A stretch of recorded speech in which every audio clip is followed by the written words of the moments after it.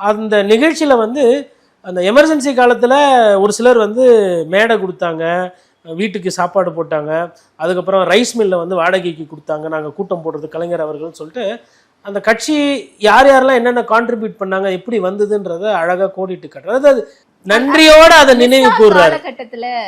அது மிசா காலகட்டத்துல இந்த பாதி பிரச்சனைக்காரன் காங்கிரஸ் கட்சி, ஆனா அதை சொல்ல மாட்டாங்க.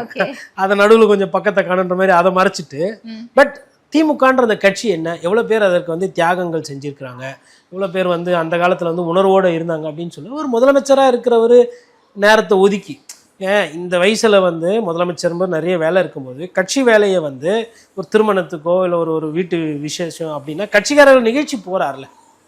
இப்போ புதுசாக கட்சி ஆரம்பித்த விஜய் அவர்கள் இந்த மாதிரி எங்கன்னா போய் திருமணமோ இல்லை எதனா ஒரு நிகழ்ச்சி கட்சிக்காரர்களோட நிகழ்ச்சி பார்த்து இந்த மாதிரி எதனா பேசியிருக்குங்களா? குறைந்தபட்சம் இறந்தவர்களுக்கு அஞ்சலியே சரியில்லை. அவங்க இப்போ 41 பேர் தாவேக்கா ஆதரவாளர்கள் இறந்து போனாங்க, அவர்களோட சொந்தங்கள், நம்மளோட சொந்தங்கள், அவர்களுக்கு வந்து ஒரு ஒரு ஒரு என்ன சொல்கிறது, ஒரு முக்கியத்துவமோ இல்லை ஒரு 20 லட்ச ரூபா பணம் கொடுத்தீங்க, ரைட், அதெல்லாம் ரைட், இன்னும் அந்த உணர்வு என்பது இருக்கணும். இதெல்லாம் கொஞ்சம் பார்க்கணும். விஜய் அவர்கள் வந்து இப்போ ஸ்டாலின் எதுக்கு அதெல்லாம் ரீகால் பண்ணுறாரு, எல்லாரையும் போய் பார்க்குறாரு, சந்திக்கிறாரு அப்படின்ற போது அவர்களுக்கு உண்டான பாடம் தான். தாவேக்காவுக்கு முதல்வர் வந்து பாடம் எடுத்திருக்காரு, எந்த கொம்பனாலையும் வந்து பண்ணுறாரு.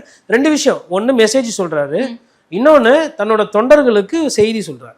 நீங்களாம் ஒன்றும் பயப்பட வேணாம், சிரிச்சுக்கிட்டே பேசுகிறார். அவருக்கு என்ன, ஒரு சைடு அதிமுகவை உறவாடிக்கு எடுக்கிறதுக்கு ஒரு கூட்டணி, அதிமுகவை பிளவுபடுத்துறதுக்கு இவரோட ஃப்ரெண்டு யாரு, ஸ்டாலின் சாரோட ஃப்ரெண்டு ஓபிஎஸ் வீட்டுக்கு போய் பார்க்குறாருல, நட்பு பாராட்டுறல, அது மாதிரி. அப்புறமா மீறி ஒருவேளை திமுக எதிர்ப்பு ஓட்டு போயிடுச்சுன்னா அதை வாங்கின்னு போகிறதுக்கு விஜய். அப்போ அவர் என்ன நினைப்பார், பார்க்க பரவாயில்லப்பா, ரூட்டு கிளியர்ப்பா, ஒன்றும் பிரச்சனை இல்லை அப்படின்ற மாதிரி அவர் அந்த நிலையிலேருந்து பண்ணுறாரு. எடப்பாடி பழனிசாமி என்ன நினைக்கிறாரு, ஆனது ஆகிப்போச்சு, நல்லதோ கெட்டதோ நானே பார்த்துக்கிறேன், போ, நானாச்சு, ரெட்டலையாச்சு, என் தொண்டனாச்சு, நாங்கள் 3 பேர், நான் உழைக்க தயார், நான் சுத்த தயார், நான் போய் மக்கள்கிட்ட போய் கேட்குறேன், தொண்டங்கிட்ட போய் கேட்குறேன், எனக்கு என்ன நான் வந்து புதுசு எல்லாரும் இருக்கக்கூடாதா அப்படின்னு அந்த ஒரு நிலைப்பாடு அவர் எடுக்கிறாருன்னா, களம் வந்து திருப்பியும் வந்து 2 பேருக்கு நடுவில் தான். 2 இன்றைய முதலமைச்சருக்கும் முன்னாள் முதலமைச்சருக்கும் தான் சண்டை. மற்றவர்கள்லாம் வேட்பாளர் பட்டியல், வேட்பாளர் அறிவிப்பு, உங்கள் வாக்கு உதயசூரியனுக்கா, உங்கள் வாக்கு இரட்டை இலைக்கா அப்படின்னு அந்த தோரணம் வந்ததுக்கு அப்புறம் மிச்சம்லாம் பட்டு பட்டு பட்டு பட்டு பட்டுன்னு காலியாகும்.